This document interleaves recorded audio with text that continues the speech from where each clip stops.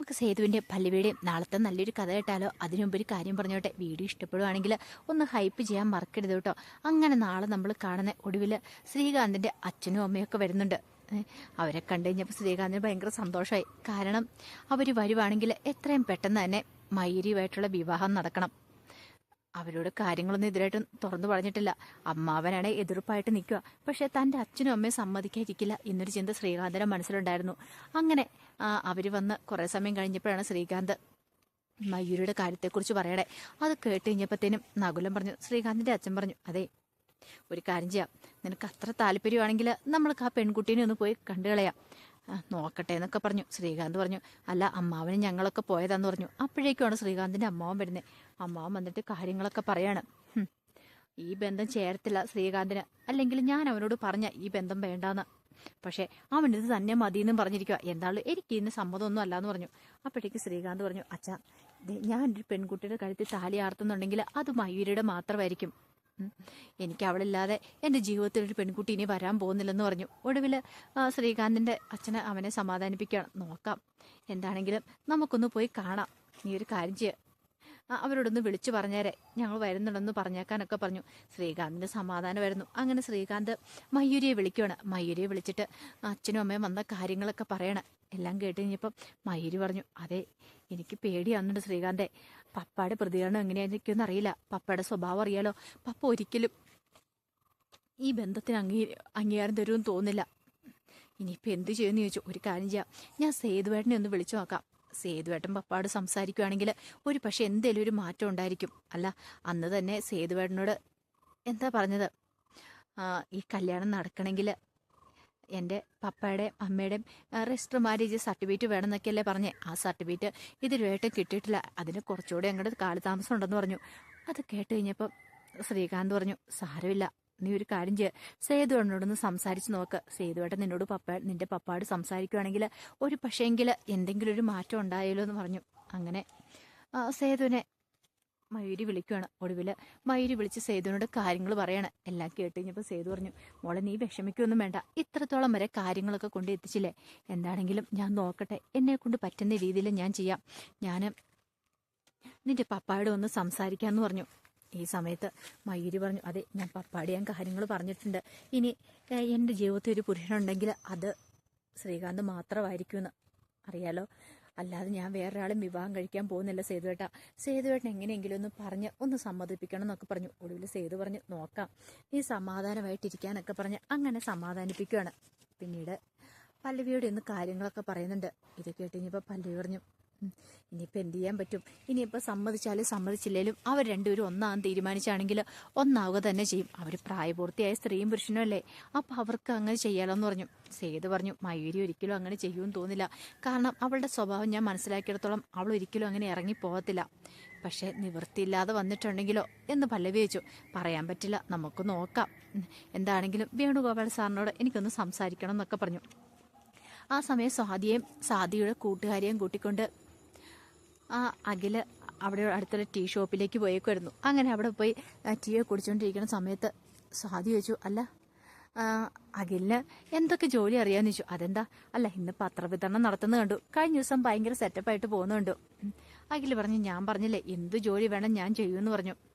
അല്ല അഖിലിന് എൻ്റെ അച്ഛനുമായിട്ട് എങ്ങനെയാണ് പരിചയമെന്ന് ചോദിച്ചു. ഒരു നിമിഷം അഖിൽ ഒന്ന് പതറി, പിന്നീട് പറഞ്ഞു, അതെ ഞാൻ പലപ്പോഴും ടെക്സ്റ്റൈൽ ഷോപ്പിലേക്ക് വന്നിട്ടുണ്ട്, പിന്നെ സാർ ഓരോ ജോലികളൊക്കെ എനിക്ക് ഇടയ്ക്ക് തരാറുണ്ട്, സാറ് പറയുന്ന എന്ത് ജോലി ഞാൻ ചെയ്യും, അങ്ങനെ ഞങ്ങൾ തമ്മിൽ നല്ല അടുപ്പത്തിലായിരുന്നു പറഞ്ഞു.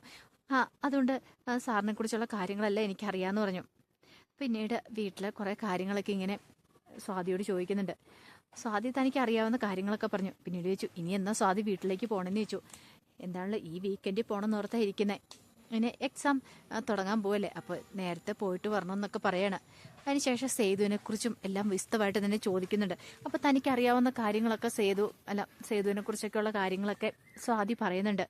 എല്ലാ അകലിങ്ങനെ മനസ്സിൽ കുറിച്ചിടുവാണ്. കാരണം എവിടെയാണ് ഫോൾട്ട് പറ്റിയിരിക്കണമെന്ന് അറിയത്തില്ല. ഈ പറയുന്ന മാധവമേനോനെ കൊലപ്പെടുത്തിയത് ആരാന്നറിയത്തില്ല, മിത്രങ്ങളാണെന്നും പറഞ്ഞ് കൂടെ കൂടിയത് ശത്രുക്കളാണോ എന്നും അറിയത്തില്ല. അപ്പോൾ കുറേ ആൾക്കാരുണ്ട് ലിസ്റ്റിൽ, പക്ഷെ ഒന്നും ഇതുവരെയായിട്ടും കണ്ടുപിടിക്കാൻ പറ്റിയിട്ടില്ല. അപ്പം അതിൻ്റെ അന്വേഷണത്തിലായിരുന്നല്ലോ അഖില്.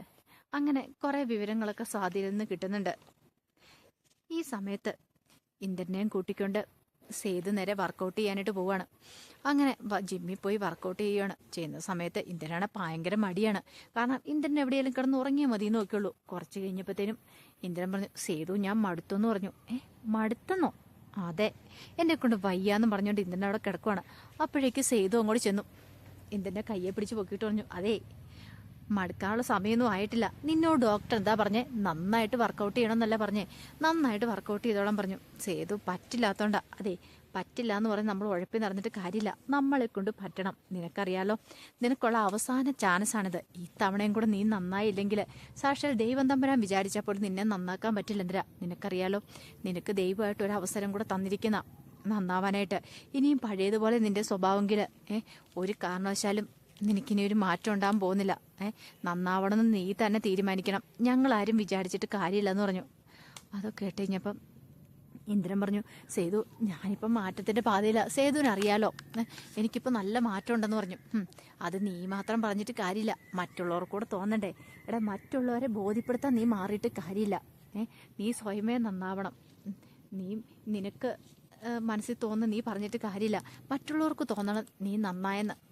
ഇത് കേട്ടപ്പം ഇന്ദ്രൻ പറഞ്ഞു, അത് പിന്നെ സേതു ഞാൻ കൂടുതലൊന്നും പറയണ്ട. ഋതുവിനെ നീ കുറേ ആയിട്ട് ഇറിറ്റേറ്റ് ചെയ്യുന്നുണ്ട്, അതൊക്കെ ഞങ്ങൾ ശ്രദ്ധിക്കുന്നുണ്ട്. പൂർണ്ണാമയെ കയ്യിലെടുക്കാൻ എളുപ്പമാണ്, പക്ഷെ ഋതു ബുദ്ധിമതിയാ. അവളെ അത്ര പെട്ടെന്നൊന്നും കയ്യിലെടുക്കാൻ പറ്റില്ല. നിനക്കറിയാലോ, നീ എന്ത് കള്ളത്തരം കാണിച്ചാലും അതൊക്കെ പിടിക്കപ്പെടും. അത് കേട്ടുകഴിഞ്ഞപ്പം അവൻ പറഞ്ഞു, സേതു ഞാൻ കൂടുതലൊന്നും പറയണ്ട. അറിയാലോ, ട്രെയിനിന് മുന്നിൽ തലവെക്കാൻ പോയതാ നീയാ. അവിടുന്ന് നിന്നെ രക്ഷിച്ചുകൊണ്ട് വന്ന് എന്തിനാണെന്നറിയാവോ? ഋതുവിന്റെ കുഞ്ഞിൻ്റെ ഒരു അച്ഛനുണ്ടാവട്ടെ എന്ന് കരുതിയിട്ടാ. ഋതുവിന് പോലും വേണ്ട നിന്നെ, നിന്റെ സ്വന്തം വീട്ടുകാർക്ക് പോലും വേണ്ട. എന്നിട്ട് നിന്നെ ഞങ്ങൾ സംരക്ഷിക്കുന്നുണ്ട്. ഏറ്റവും കൂടുതൽ ദ്രോഹം നീ ചെയ്ത് എന്നോടും പല്ലവിയോടും ഒക്കെയാ.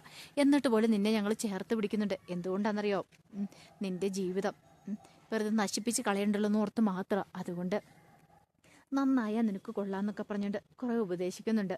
ഒടുവില് ഇന്ദ്രൻ കൂടുതലൊന്നും പറയാൻ പോയില്ല. ഇന്ദ്രന് മനസ്സിലായി, സേതുവിനോട് സംസാരിച്ചിട്ടുണ്ടെങ്കിൽ താൻ തോറ്റു പോകത്തുള്ളൂ. സേതു പറയുന്നതെല്ലാം ന്യായമായിട്ടുള്ള കാര്യങ്ങളാണല്ലോ. അതിനുശേഷം സേതു ഇന്ദ്രനും കൂടെ വീട്ടിലേക്ക് വന്നു. പിന്നീട് കുറേ സമയം കഴിഞ്ഞപ്പോൾ സേതു മുറിയിലേക്ക് വരുമ്പോൾ പല്ലവി കുറേ നോട്ട്സൊക്കെ നോക്കിക്കൊണ്ടിരിക്കുകയാണ്. അങ്ങനെ സേതു വന്നു കഴിഞ്ഞപ്പോൾ പല്ലവി പറഞ്ഞു, സേതു കണ്ട് ഇപ്പോൾ ഭയങ്കര തിരക്കല്ലെന്ന് ചോദിച്ചു. എന്ത്? അല്ല, രാവിലെ ഇന്ദ്രനോടൊപ്പം വർക്കൗട്ട് ചെയ്യാൻ പോകുന്നു, ഇന്ദ്രൻ്റെ കാര്യങ്ങളൊക്കെ നോക്കുന്നു, എപ്പോഴും തിരക്ക് തന്നെയല്ലെന്ന് ചോദിച്ചു. അത് പിന്നെ തിരക്കെന്ന് പറഞ്ഞ ഡോക്ടർ പറഞ്ഞ കാര്യങ്ങളൊക്കെ ചെയ്യിക്കണമെന്ന് ചോദിച്ചു. അതെ, ഇവിടെ ഒരു പാവം ഭാര്യ ഉണ്ടെന്നുള്ള കാര്യം ഓർമ്മ വേണമെന്ന് പറഞ്ഞു. അപ്പോഴേക്കും സേതു പറഞ്ഞു, ഭാര്യയ്ക്കുള്ള സ്നേഹം തരുന്നുണ്ടല്ലോ. പിന്നെ സ്നേഹം തരുന്നുണ്ട് പോലും. അതെ, ഭാര്യയാണെങ്കിലും അമ്മയാണെങ്കിലും പെങ്ങളാണെങ്കിലും സ്നേഹം അത് പ്രകടിപ്പിക്കണമെന്ന് പറഞ്ഞു. മനസ്സിൽ വെച്ചുകൊണ്ട് എന്നിട്ട് കാര്യമില്ലാന്ന് പറഞ്ഞു. ആണോ? അന്ന് പ്രകടിപ്പിച്ചിട്ടേ ഉള്ളെന്ന് പറഞ്ഞുകൊണ്ട് സേതു പെട്ടെന്ന് പോയി പല്ലിയെ ചേർത്ത് പിടിക്കുകയാണ്. അത് കണ്ടിഞ്ഞപ്പം പല്ലി പറഞ്ഞത്, ഇങ്ങനത്തെ സ്നേഹപ്രകടനമല്ല ഞാൻ ഉദ്ദേശിച്ചത്. പിന്നെ എന്ത് സ്നേഹപ്രകടനമാണെന്ന് ചോദിച്ചുകൊണ്ട് പല്ലവി ഒന്നുകൂടെ അങ്ങ് ചേർത്ത് പിടിച്ചു. പല്ലവി പറഞ്ഞു, ഈ സേതുവേട്ടൻ്റെ കാര്യം വിട്, എനിക്ക് കുറേ ജോലി ഉണ്ടെന്ന് പറഞ്ഞു. എന്ത് ജോലി? അങ്ങ് നോക്ക്, കുറേ നോട്ട്സൊക്കെ പ്രിപ്പയർ ചെയ്യാനുണ്ടെന്ന് പറഞ്ഞു. പിന്നെ നോട്ട്സ് ഒന്നും ഇപ്പം പ്രിപ്പയർ ചെയ്യുന്നു വേണ്ട, അതെ ഇനി കുറച്ച് കഴിഞ്ഞിട്ട് മതിയെന്ന് പറഞ്ഞു. പിന്നീട് ഇന്ദ്രനെ കൊണ്ട് വർക്കൗട്ടിന് പോയ കാര്യങ്ങളെക്കുറിച്ചൊക്കെ സംസാരിക്കുകയാണ്. എല്ലാം കേട്ട് കഴിഞ്ഞപ്പോഴത്തേനും പല്ലവി പറഞ്ഞു, സേതുവേട്ടന് വിശ്വാസമുണ്ടോ അവൻ നന്നാവൂന്ന്? കുറച്ച് വിശ്വാസമുണ്ട്, ഇനി പറയാൻ പറ്റില്ല. പഴയതുപോലെ ആണെങ്കിൽ നിനക്കറിയാലോ പല്ലവി, ഇനി ഞാൻ അവനോട് ക്ഷമിക്കത്തില്ല എന്ന് പറഞ്ഞു. ഈ സമയത്ത് പ്രതാപൻ ഇന്ദ്രൻ്റെ അടുത്തേക്ക് വരുവാണ്. ഇന്ദ്രൻ്റെ അടുത്തേക്ക് വന്നിട്ട് പറഞ്ഞു, എന്താ ചെയ്യാനാ ഇന്ദ്ര, നിനക്ക് ഭയങ്കര കഷ്ടപ്പാടല്ലേന്ന് ചോദിച്ചു. അതെന്താ പ്രതാപം അങ്ങനെ പറഞ്ഞേ? അല്ല, രാവിലെ എഴുന്നേക്കണം, വർക്കൗട്ട് നടത്തണം, എന്തൊക്കെയാന്ന് നോക്കിയേ. ഇത് കേട്ട് കഴിഞ്ഞപ്പോഴത്തേന് ഇന്ദ്രൻ പറഞ്ഞു, ഇതൊന്നും അധികകാലം ഉണ്ടാവത്തില്ല, എന്താണെങ്കിലും അധികം വൈകാതെ തന്നെ കണ്ടോ, ഞാൻ എൻ്റെതായ രീതിയിൽ ജീവിക്കും, ഇവിടെ ആർക്കും എന്നെ തടയാൻ പറ്റില്ലെന്ന് പറഞ്ഞു. അത് കേട്ടും പ്രതാപം പറഞ്ഞു, അങ്ങനെയൊക്കെ പോയിട്ടുണ്ടെങ്കിൽ ഋതു സമ്മതിക്കുമെന്ന് തോന്നുന്നുണ്ടോ? അല്ലെങ്കിൽ തന്നെ ഋതുവിനെ നിന്നെ കണ്ണെടുത്താൽ കാണത്തില്ലെന്ന് പറഞ്ഞു.